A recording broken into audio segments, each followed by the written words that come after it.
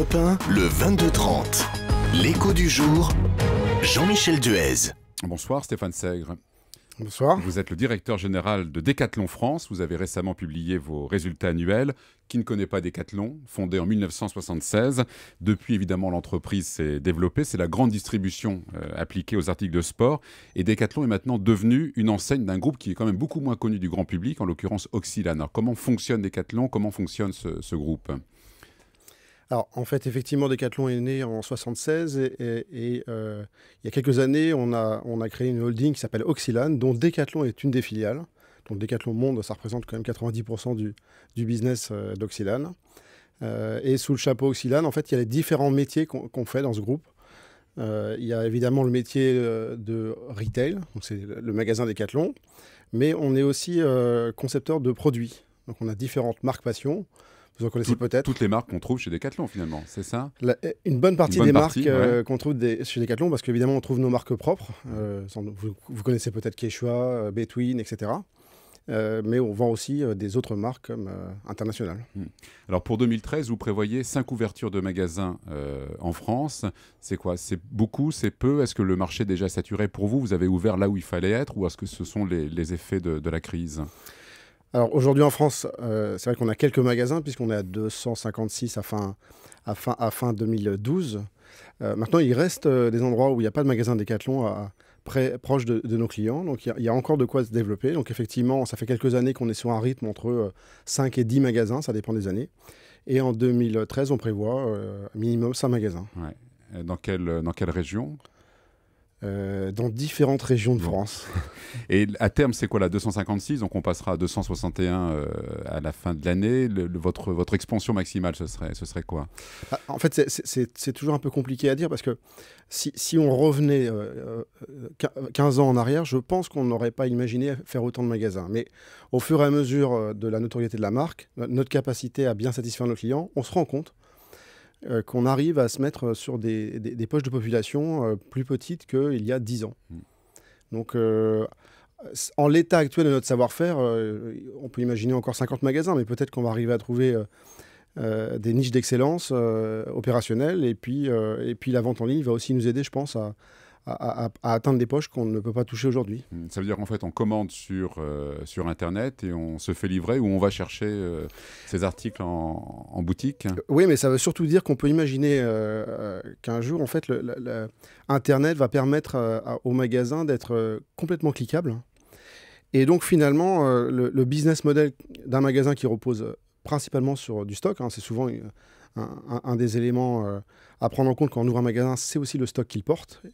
Peut-être que dans 10 ans, la vente en ligne et Internet va nous permettre d'avoir des magasins beaucoup plus light, qui seront très expériences, très showroom, dans lesquels on pourra évidemment se faire livrer si on le souhaite, mais pas que. C'est en fait moins d'articles en rayon, c'est ça? Ça pourrait être plus d'articles en rayon, plus de références, mais par contre avec un stock moins profond. Ouais. Et ça, c'est le modèle vers lequel vous allez. De toute façon, vous allez équiper maintenant rapidement vos vendeurs d'un smartphone ou d'un PC. Alors, comment ça va fonctionner, ça?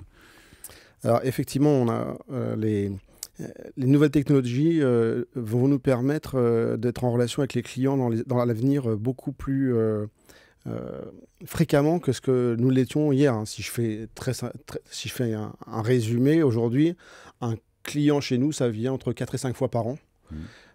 Ça passe une vingtaine de minutes dans un magasin et sans doute en relation 1 ou 2 minutes avec un de nos vendeurs.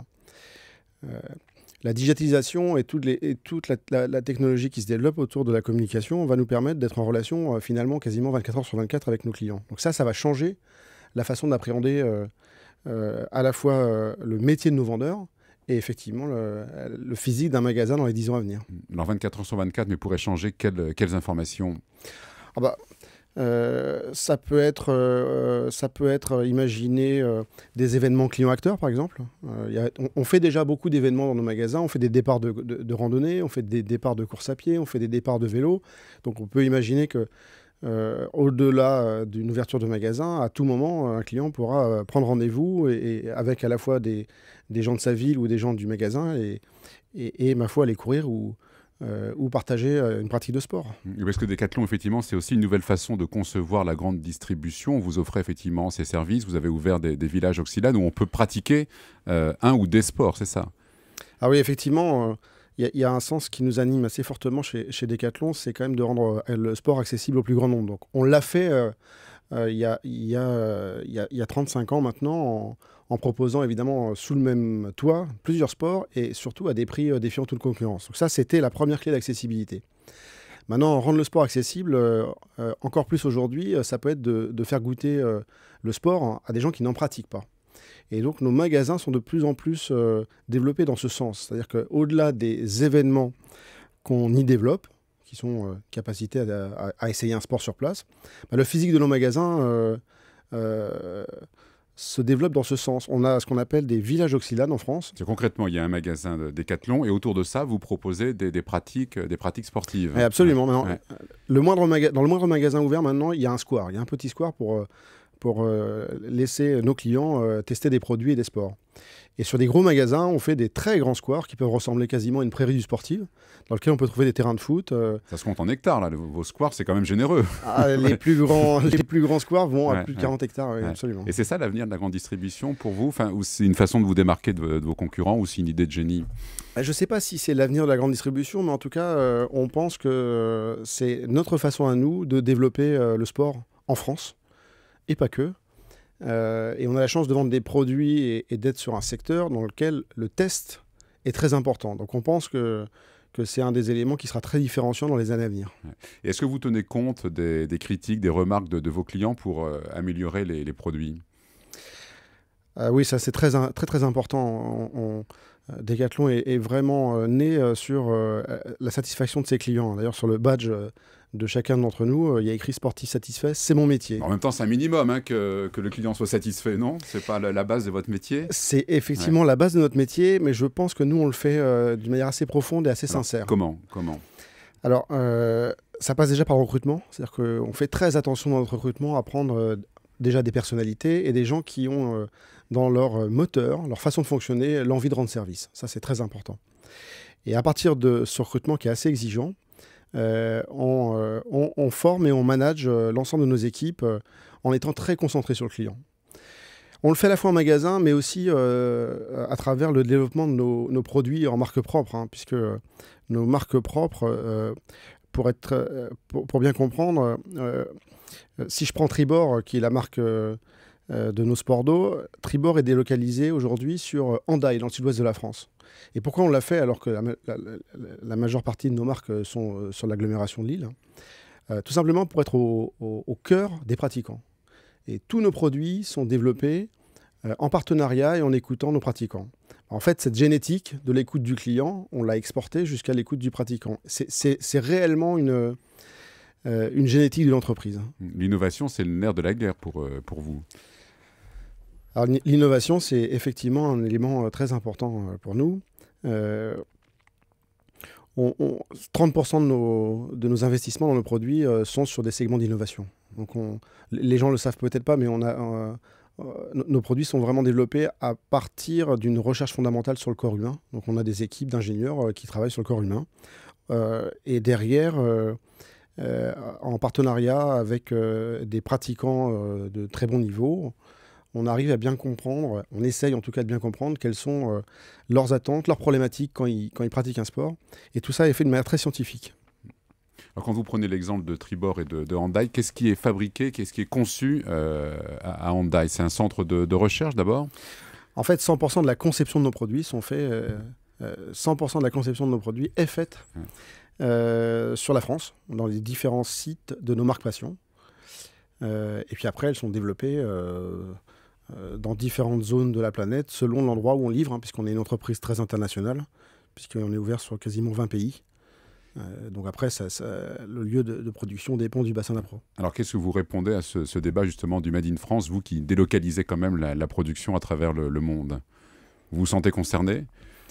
On se sent concerné, je pense, comme toute personne qui travaille dans le commerce. Maintenant, récemment, on a remis en place une usine d'assemblage vélo sur la région du Nord. Donc, plus de 10% de notre production vélo mondiale est faite en France maintenant. Donc, on est vraiment en train de tendre vers ça, se dire la production au plus proche de ses clients. Mais le vélo, parce que c'est plus technologique qu'un t-shirt ou qu'un survêtement aussi, peut-être, non? Le vélo, parce que historiquement, on est né aussi avec le vélo et que c'est un process assez technique et qu'il était important pour nous de maîtriser ce process si on continue à faire des vélos qui soient à la fois très sécuritaires, très techniques et très innovants. On parlait tout à l'heure donc des 5 ouvertures prévues de magasins en France. En revanche, il y a beaucoup plus d'ouvertures à l'étranger. Votre relais de croissance, il est là-bas. Enfin, c'est vraiment l'étranger. Alors, le relais de croissance est effectivement à l'étranger. Je pense qu'en 2013, pour la première fois, la zone du BRIC va ouvrir plus de magasins aussi, que le reste. Voilà, ouais. C'est-à-dire en chiffres à peu près, vous avez... Je pense qu'on prévoit 80 magasins l'année prochaine, global, dont sans doute plus de 40 sur le BRIC. Ouais. Et comment vous développez justement vos magasins à l'étranger? Ce sont aussi des villages ou pour l'instant ce sont uniquement des magasins de vente? Alors pour l'instant ce sont des magasins de vente, mais avec la même promesse de square minimum dont je vous parlais tout à l'heure. En Inde, on a fait un modèle qui est assez intéressant puisqu'on est né sur un modèle qui est contraint à l'origine, puisque c'est du cash and carry jusqu'à il n'y a pas longtemps en Inde. Donc on ne pouvait vendre qu'à des professionnels. Et on se rendait compte également que une des problématiques en Inde, mais c'était aussi une opportunité, c'est qu'en fait les Indiens ne font pas beaucoup de sport.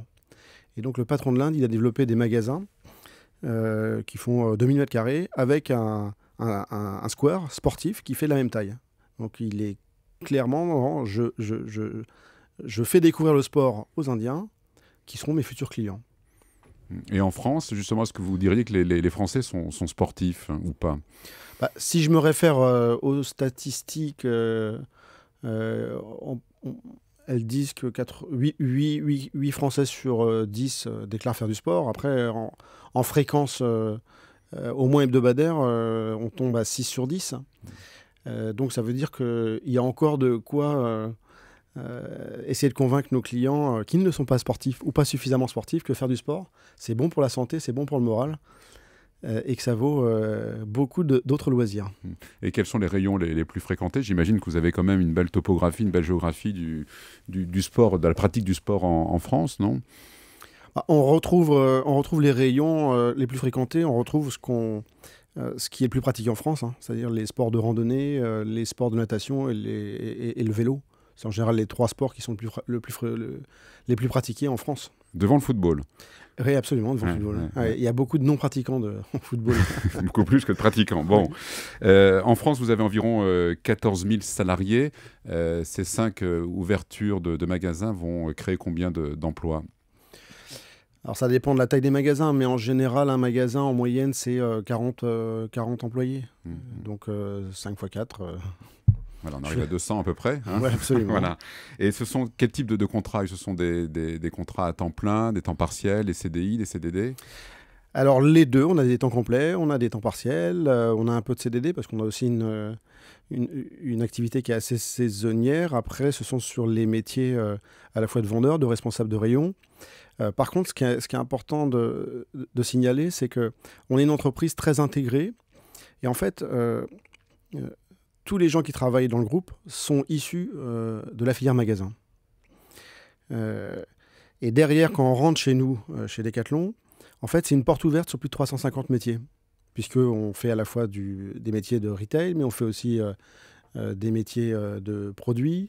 On fait des métiers de logistique. Donc on retrouve tout un panel de métiers. Donc à chaque fois qu'on rentre chez nous, c'est quand même une opportunité de s'ouvrir sur une entreprise complètement internationale avec un panel de métiers incroyable. Et ce qui est important de savoir, c'est qu'en fait, on embauche souvent, on dit souvent qu'on embauche les gens pas pour le métier qu'on va leur faire demain matin, mais pour le métier qu'ils feront chez nous dans 10 ans.